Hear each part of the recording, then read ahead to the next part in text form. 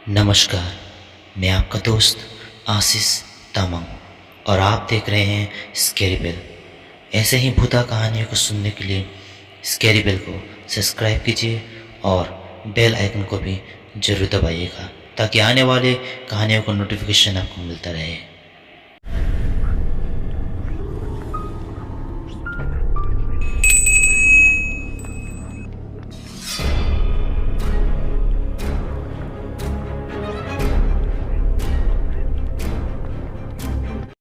नमस्ते, मेरा नाम अमीश राय।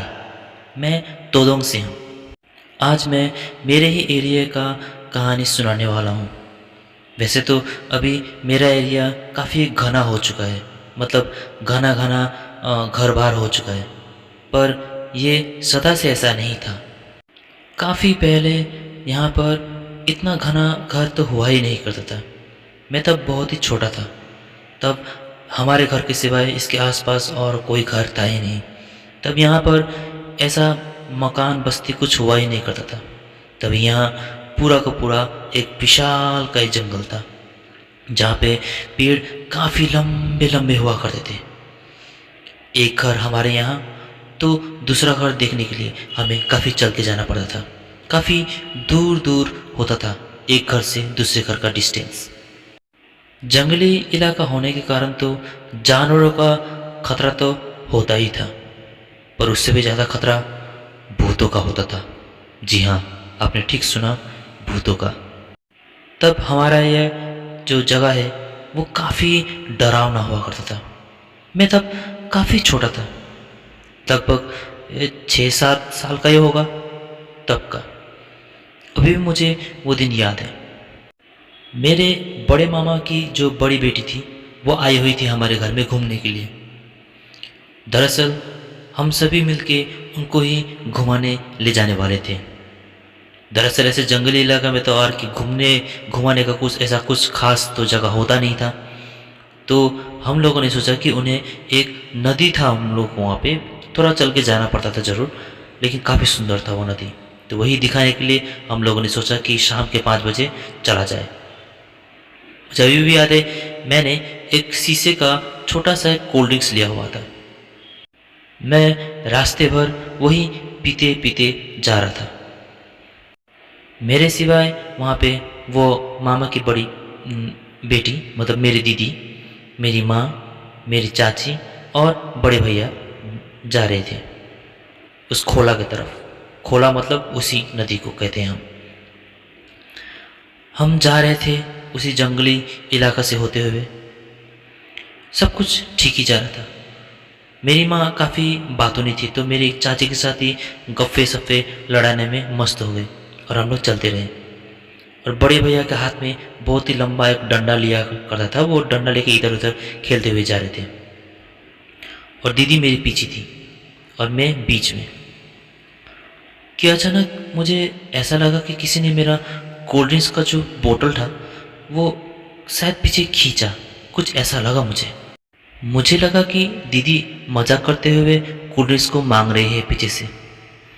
तो मैंने पीछे मुड़कर दीदी की तरफ वो कोल्ड ड्रिंक्स बढ़ाया और कहा कि पियोगी क्या तुम? तभी दीदी ने साफ मना कर दिया, नहीं तो। तब मैंने कहा कि तो छीन क्यों रही हो? तो दीदी ने कहा कि मैंने कब छीना, पागल हो गया क्या? तो मैं भी कुछ बोले बिना ही सामने चला गया। तब ये छोटा सा एक वाक्य था। तब हम लोग चलते चलते, वैसे तो बीच में कुछ हुआ नहीं, उसके बाद हम लोग उस खोला की तरफ चले गए, उस नदी के सामने गए और बहुत देर तक वहाँ बैठे हम। कुछ देर बैठने के बाद अब भैया ने कहा कि चला जाए अब घर, क्योंकि रात होने वाला है। उसके बाद माँ ने भी कहा कि हाँ अब जाना पड़ेगा शायद। तभी हम सभी पाँचों के पाँचों फिर से चलता बन गए। तब चलते चलते वही जगह, जिस जगह पे मेरा कोल्ड ड्रिंक्स को खींचा गया था, उसी जगह पर पता नहीं एक औरत का रोने का आवाज़ आया था। वैसे ही उस औरत का रोने का आवाज़ किसी ने नहीं सुना, सबसे पहले सुना था मेरी काकी ने। कि तभी मेरी काकी ने कहा कि अरे कोई औरत रो रही है क्या? तभी मैंने ऐसे ध्यान से सुनने की कोशिश किया। तो जब ध्यान से सुनने की कोशिश की तो हाँ, सचमुच किसी के रोने का तो आवाज़ आ रहा था, किसी औरत का। देखते ही देखते जो आवाज़ अब सिर्फ काकी सुन पा रही थी, वो धीरे धीरे सभी ने सुनना आरंभ किया। सच में वो कोई औरत ही रो रही थी। हमें लगा कि कोई जंगल में लड़की है, किसी मुसीबत में होगी, इसलिए वो रो रही होगी। तभी मेरी माँ ने मेरी काकी का पल्लू पकड़ लिया और कहा कि नहीं, मत जाना वहाँ पे। तो हम सभी अचंभा से देखने लग गए माँ की तरफ। मेरी माँ काफ़ी डर गई थी और उन्होंने कहा कि जाना मत, कुछ देर यहीं पे रहो। तो ये मेरे को कुछ समझ में ही नहीं आया कि माँ ने ऐसा क्यों कहा। तभी काकी ने कहा कि क्यों, चलो ना, कोई शायद मुसीबत में होगी, चलो। तो कहते हुए माँ का भी बातें ना सुनते हुए चलते बन गए हम चारों। तो हम चारों को ज़्यादा देख माँ ने भी हम लोगों के पीछे ही आना ठीक समझा। हम फिर पांचों जितना आगे बढ़ते, वो औरत का रोने का आवाज़ उतना दूर दूर होता जाता।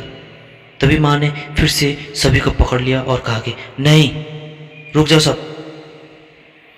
तब काकी को अचंभा सा लगा। तब काकी ने माँ से पूछा एक बार कि तुम क्यों रोक रही हो हम सबको। तभी माँ ने इशारा करते हुए कहा कि ये कहीं वो तो नहीं। तभी काकी का चेहरा डर से मत मानो उसका आंखें फटी की फटी रह गई। हम लोगों ने काकी का चेहरा भी देखा था। तभी काकी ने ऐसा कहा कि अरे हाँ, शायद वही होगी। मेरे को तो कुछ समझ में ही नहीं आया किसके बात कर रही थी कि तभी माँ ने कहा कि हम जितना घर के पास जा रहे हैं, इसका रोने का आवाज़ उतना दूर होता जा रहा है। मतलब कि हम उस किचकंडे के और भी नज़दीक जा रहे हैं। ये सुनकर तो सभी का हाथ पाँव ठंडा हो गया। तभी मैंने, उस दीदी ने, सभी ने माँ की तरफ देखते हुए पूछा कि किचकंडी माँ, हम तो शायद किचकंडी अगर है भी तो हम शायद उससे दूर जा रहे हैं, उसके पास थोड़े ना जा रहे हैं। आवाज़ देखिए ना कितना दूर दूर होता जा रहा है। तभी माँ ने कहा कि नहीं, हमें शायद उल्टा जाना पड़ेगा या फिर यहीं पे रहो। तो मेरे भैया ने कहा कि हम लोग पीछे नहीं जाते माँ, यहीं पे रहते हैं। तो कुछ देर हम पाँचों को पाँचों उसी रास्ते के बीच में रहने लगे। और देखते ही देखते वो जो आवाज़ था, वो रोने का आवाज़ तो काफ़ी धीरे धीरे बढ़ता चला गया कि वो औरत का रोने का आवाज़ इतना तेज होने लगा कि मेरी जो बड़ी मामा की जो बेटी थी, मतलब मेरी दीदी, वो तो रोने लगी और काकी से लिपट गई। मेरे भैया भी काफ़ी डर चुका था। वो डंडा को फेंक कर वो पहाड़ के पीछे छुप गया था। और मैं भी, मुझको तो कुछ समझ में नहीं आ रहा था क्या हो रहा था, लेकिन सभी को अतृप्त देखकर मुझको भी काफ़ी डर सा लगने लगा। देखते ही देखते वो औरत का आवाज़ तो काफ़ी सामने आ चुका था, जैसे कि हमारे कान के पास आकर वो रो रही हो।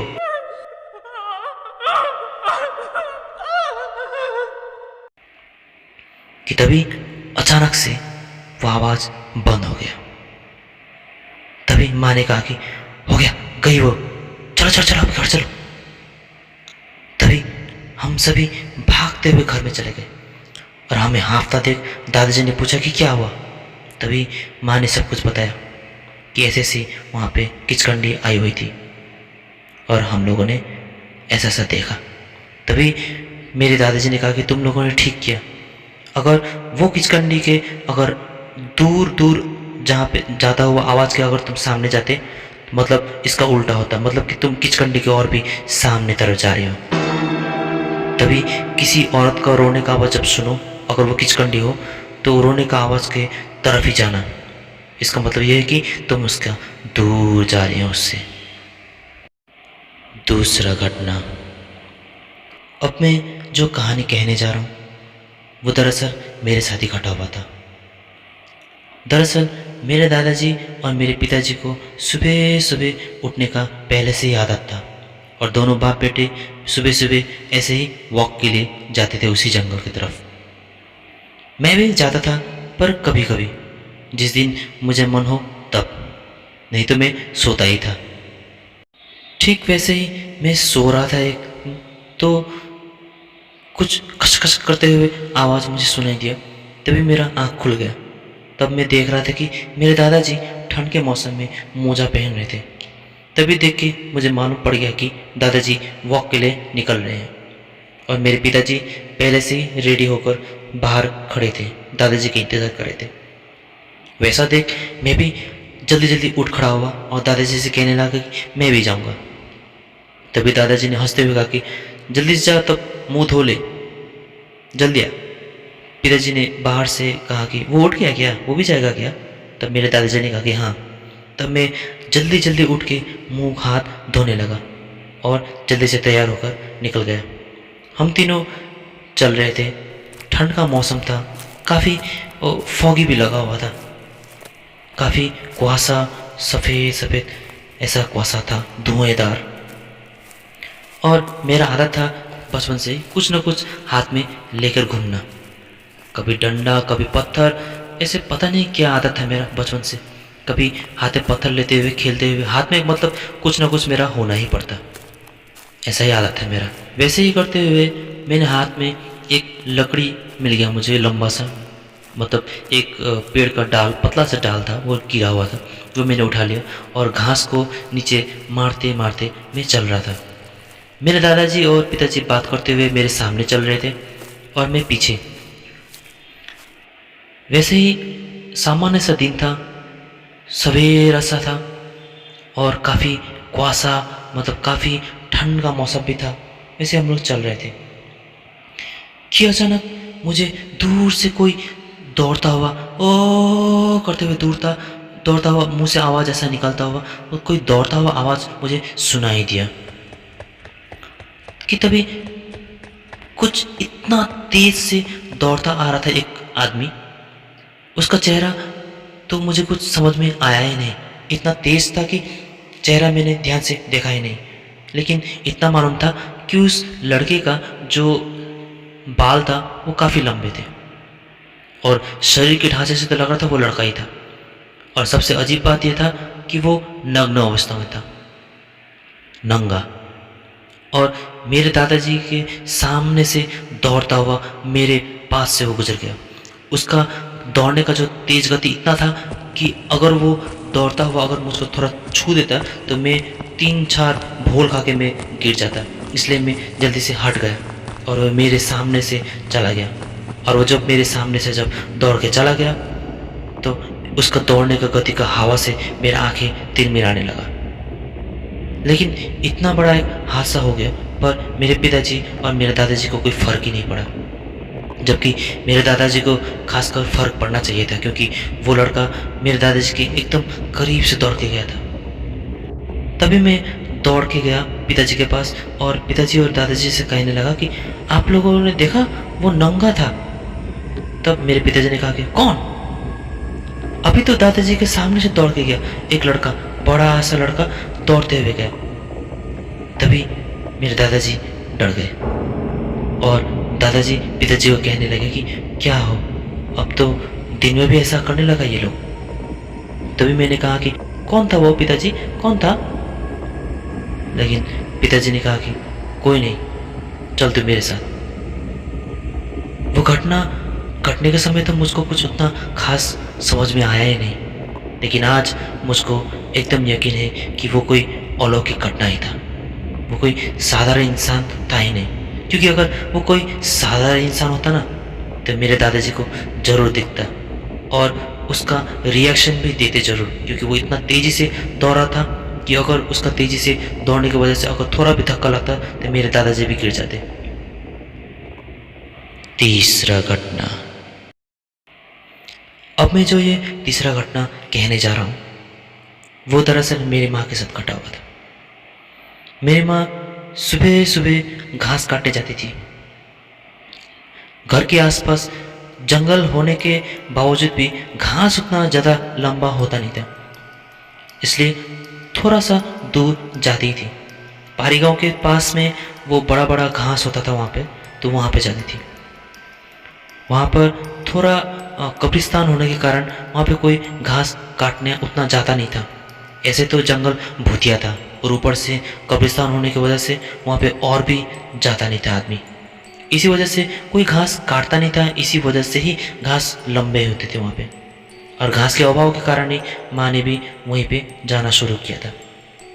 माँ ऐसा नहीं कि वो नई नई गई थी, वो इससे भी पहले बहुत बार वहीं से घास काट कर आती थी और लकड़ियों को चुनना भी वो वहीं से करती थी। एक दिन डोको मतलब जो चाय पत्ती हम लोग जिसमें लेते हैं, तो वो डोको में घास काटती थी।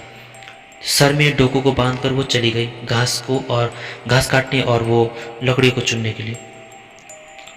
वो मन ही मन गुनगुनाती हुई मेरी माँ घास काट रही थी।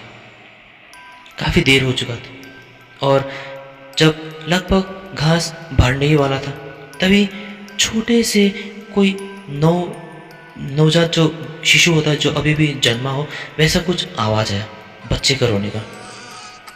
तभी माँ ने सोचा तो पहले कि यहाँ पे और कौन बच्चा लेके आ गया फिर ऐसे कब्रिस्तान वाले जगह में, लेकिन उतना केयर न करते हुए अपने ही घास काटने के मग्न में ही थी मेरी माँ। लेकिन वो आवाज़ जो था वो लगातार आ ही रहा था। तभी मेरी माँ ने इधर उधर देखा, तभी कुछ ऐसे ही 30 फुट के दायरे में एक सफ़ेद कपड़े में लिपटा हुआ छोटा सा बच्चा उनको दिखा। तभी माँ का जो है रोंगटा खड़ा हो गया और कहने लगी कि राम राम राम राम, किसने यहाँ पे बच्चा फेंक दिया। कहते हुए माँ जब बस खड़ी ही हुई थी कि वो बच्चा तो देखते ही देखते लंबा और बहुत ही बड़ा सा होने लगा। उस बच्चे का सर से लेकर पांव तक आकार काफी बड़ा हो गया। आंख मानो अभी तक खुला नहीं था और वो रो ही रहा था कि अचानक उसने आंख खोल के माँ की तरफ देखा। इतना विशाल का बच्चा को देख माँ तो समझ गई थी कि ये कोई आम बच्चा नहीं, बल्कि भूतों का ही कोई साजिश है। इतना भयानक रूप देखने के बाद माँ तो वहीं पे दंग हो गई और डोको लेकर वो भागने लगी। भागते भागते माँ को पता नहीं बहुत ही डर लगने लगा, तो उस डोके के भार से माँ उतना तेज दौड़ नहीं पा रही थी और पीछे से रोने का आवाज़ अभी भी आ रहा था। तभी माँ ने एक कदम पीछे मुड़ के जब देखा उस बच्चे की तरफ, वो बच्चा तो तब जितना बड़ा हुआ था उससे भी काफ़ी बड़ा होने लगा, एकदम उसका पेड़ को छूने लगा, इतना बड़ा होने लगा। तभी माँ ने उस भार के कारण जो दौड़ नहीं पा रही थी माँ, तो उस डोको को वहीं पे फेंक कर वो भाग खड़ी हुई और घर में हाँफते हाँफते चली आई और सभी से उस बारे में कहा। तभी मेरे दादाजी ने भी मेरी माँ को डांटा कि वैसे तो जंगल इतना भूतिया है, तुम इतने भूतिया जंगल होने के बावजूद भी वहाँ पे फिर जहाँ पे कब्रिस्तान है वैसे भयानक जगह में तुम क्यों गई। कहते हुए डांट खाई। माँ ने भी चुपचाप उस डांट को सुन लिया, क्योंकि गलती तो माँ की भी थी। लेकिन खैर, वो जंगल का कहानी और भी ज़्यादा है। मैं किसी दिन इस कैरीबेल में और भी कहानी उस बारे में मैं सुनाऊंगा। आज के लिए इतना ही।